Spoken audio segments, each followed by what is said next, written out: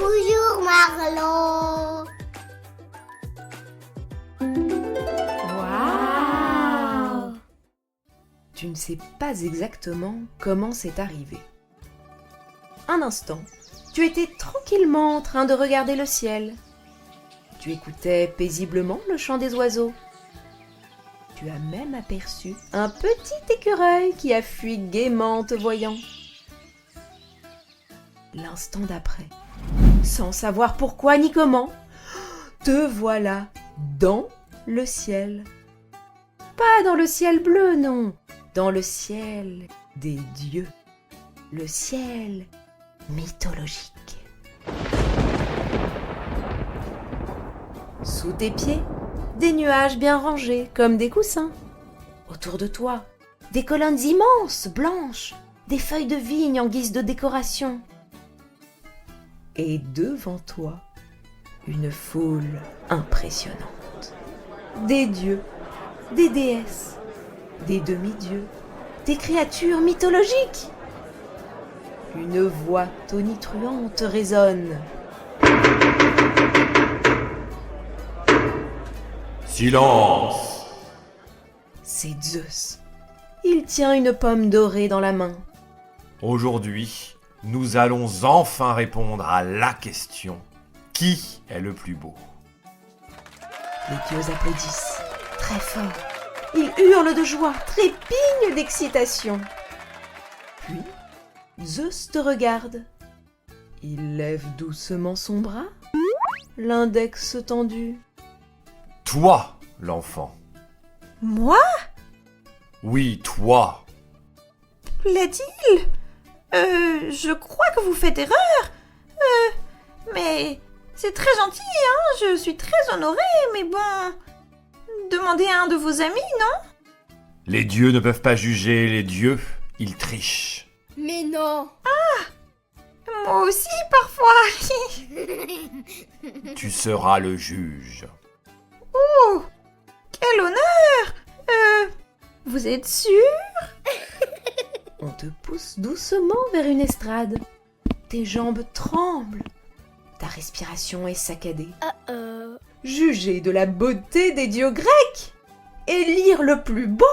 Ouh là là là là là. Comment t'es-tu retrouvé dans pareille situation? Un panneau apparaît. Tu peux y lire. Concours de beauté divine. Juge humain. Tu avales ta salive. Je peux refuser? Trop tard. Répond une voix dans ton dos.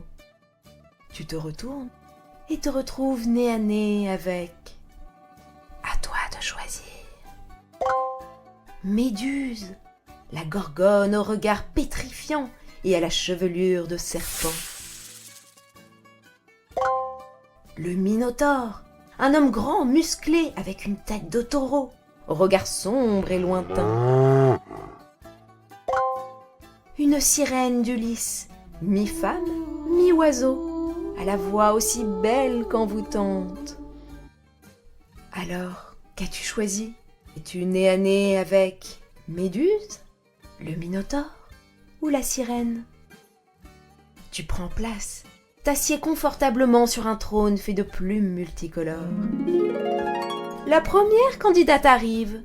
Elle est éblouissante, littéralement. La lumière autour d'elle devient plus vive. Ses pas font naître des fleurs là où elle pose le pied. Même les nuages prennent une teinte colorée sur son passage. C'est Aphrodite. Ses yeux brillent comme la mer au soleil. Son sourire fait soupirer les dieux. Même Zeus toussate, un peu gêné de tant de beauté.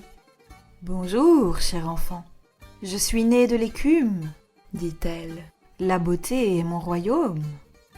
Elle te regarde et là, à toi de choisir. Tu te mets à bâiller. Oh! Tu t'endors. Tu fais un rototo. Alors, qu'as-tu choisi? Aphrodite t'a-t-elle fait bâiller? T'a-t-elle endormi? Ou elle t'a fait faire un rototo.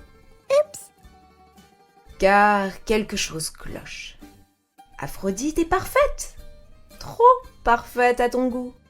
Elle est belle, certes, mais tu ne sais pas pourquoi une vague de sommeil t'envahit. Quand elle repart, le silence est lourd. Personne n'ose applaudir trop fort. Le deuxième candidat surgit, au son des trompettes, dans un éclat de feu. C'est Apollon. Il tient une lyre d'or. Chaque note qu'il joue est juste. Chaque geste est mesuré. Me voilà, bel enfant. Je suis le plus beau. C'est bien certain. La beauté, c'est l'harmonie. Rien ne dépasse, rien ne manque. Je suis parfait. Regarde-moi ces biscottos. Touche, touche. Tu tends la main, un peu gêné. Oui, monsieur. C'est sûr. Vous êtes très musclé. Bravo. Apollon s'avance, le torse bombé, le sourire éclatant. Bon, je ne voulais pas en parler, mais regarde-moi mes cheveux. Blond, oui. Naturellement parfait. Mon visage? Vous avez un visage, oui, oui. Symétrie divine, évidemment. Et ma démarche? Bravo, oui, vous savez marcher. Harmonie pure. Même quand je marche pour aller chercher un verre d'eau. Il passe la main dans ses cheveux dorés. Et ma musique. Ah, ma musique.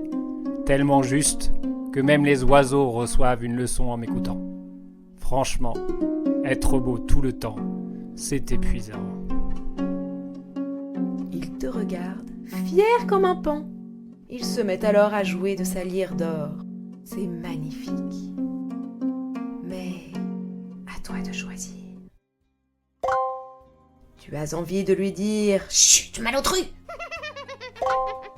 Tu es débordé par une envie de prendre sa lyre et chanter.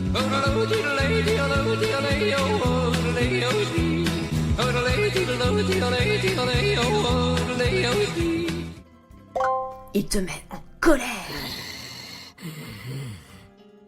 Alors, chute malotru?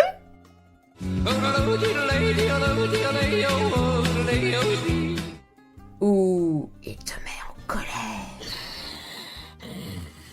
Apollon s'incline, fait un petit saut de cabri grotesque et quitte l'estrade. Les dieux applaudissent.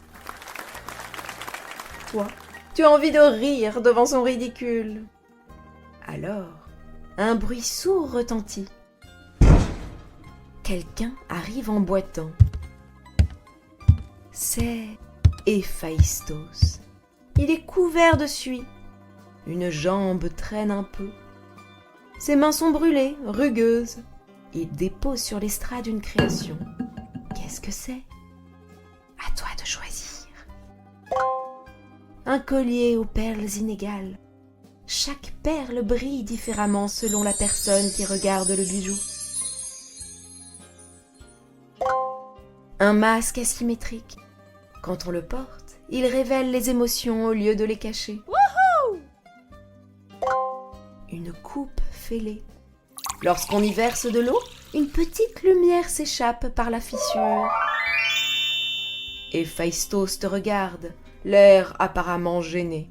« J'ai fait de mon mieux », dit-il simplement. Les dieux murmurent. « Ce n'est pas très lisse. Il y a un défaut là ! Elle est fendue, cette coupe. Les perles sont inégales !» Mais toi, tu ressens quelque chose. Un sourire te vient, puis une émotion bizarre, chaude. Oh. À côté de toi, tu entends une voix douce. Tu comprends, maintenant? Tu te retournes. C'est Narcisse. Vraiment? Narcisse s'assied à côté de toi, sur le bord de l'estrade. Ses pieds frôlent presque le bassin d'eau claire en contrebas. Veux-tu savoir? Demande-t-il doucement. Tu hoches la tête. Autrefois, j'étais beau. Enfin, on disait que j'étais beau. Tout le monde me le répétait. Les nymphes, les passants, même les dieux. Il esquisse un petit sourire. Moi, je n'avais rien demandé. Mais j'ai fini par les croire. Il baisse les yeux. Un jour, je me suis penchée au-dessus d'une source et j'ai vu un visage parfait, calme, lumineux, sans défaut. Il marque une pause. Je ne savais pas que c'était le mien. Autour de vous, le bruit des dieux s'est calmé. Même Zeus écoute son récit. C'est vrai? Je suis restée là, à admirer, à vouloir garder cette image, à ne plus lever les yeux. Sa voix tremble à peine. Je ne voyais plus les fleurs autour. Je n'entendais plus les voix. Je n'ai pas vu le temps passer. Il te regarde enfin. J'ai cru que la beauté était là, dans ce qui est parfait, dans ce qui ne bouge pas. Il secoue la tête. Non, non, non, non, non. Mais l'essentiel n'était pas dans le reflet. Il était dans ce que je ne regardais plus. Il désigne la création d'Héphaïstos. Regarde-la bien. Elle n'est pas parfaite. Elle a une faille, une hésitation, Oh. une émotion. Tu regardes à nouveau l'objet et tu comprends. La beauté Reprend Narcisse. se cache là où on ne l'attend pas, Wow. dans l'imperfection, dans le naturel, dans ce qui tremble un peu, dans ce qui est vrai. Wow. Il sourit. Vraiment, cette fois. Un silence s'installe. Pas un silence gênant, non, un silence doux. Héphaïstos relève la tête. Aphrodite cesse de sourire pour séduire. Incroyable. Apollon baisse les yeux, pensif. Même les nuages semblent retenir leur souffle. À ce moment-là, quelque chose d'incroyable se passe. À toi de choisir. Une pluie de lumière dorée tombe lentement du ciel, transformant chaque goutte en un étang de paillettes. Les colonnes de l'Olympe se couvrent soudain de fleurs sauvages, toutes différentes et délicieusement imparfaites.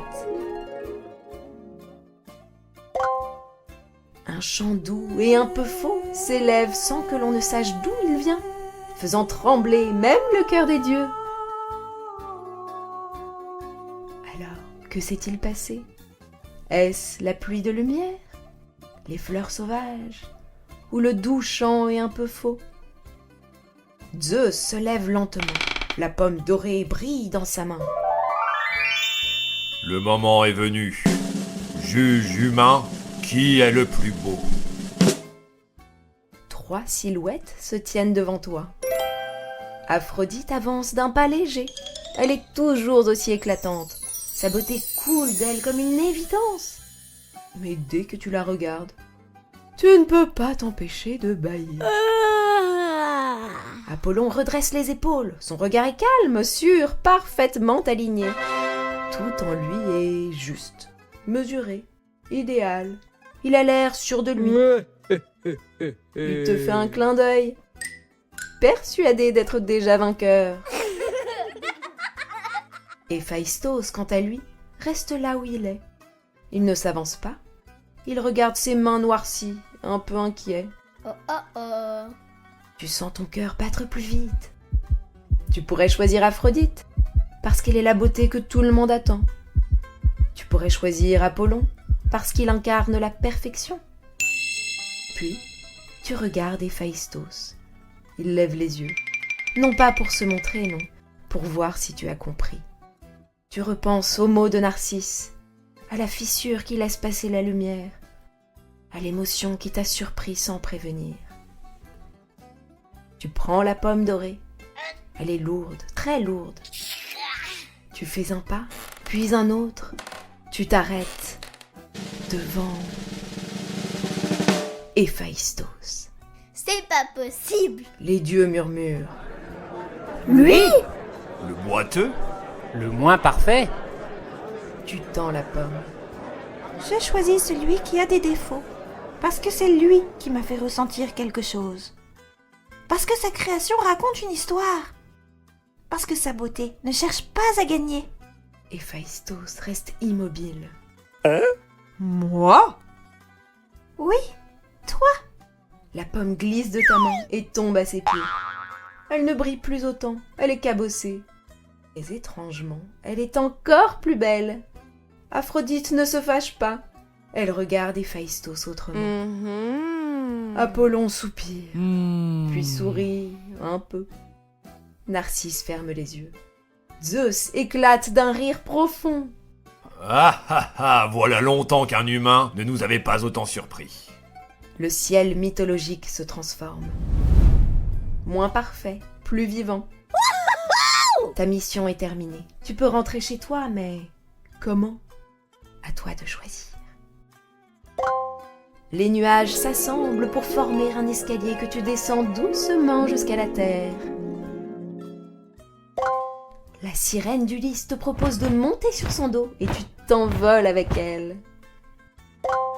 Les feuilles de vigne de l'Olympe se détachent et forment un bateau volant qui glisse entre les mondes. Alors, comment es-tu rentré? Par l'escalier en nuage, à dos de sirène d'Ulysse? Ou sur le bateau volant? Te voilà rentré chez toi, après cette aventure extraordinaire. Et il te tarde de dire à tes camarades de classe ce que tu sais maintenant, sans l'ombre d'un doute. Celui qui est le plus beau est celui qui est le plus vrai.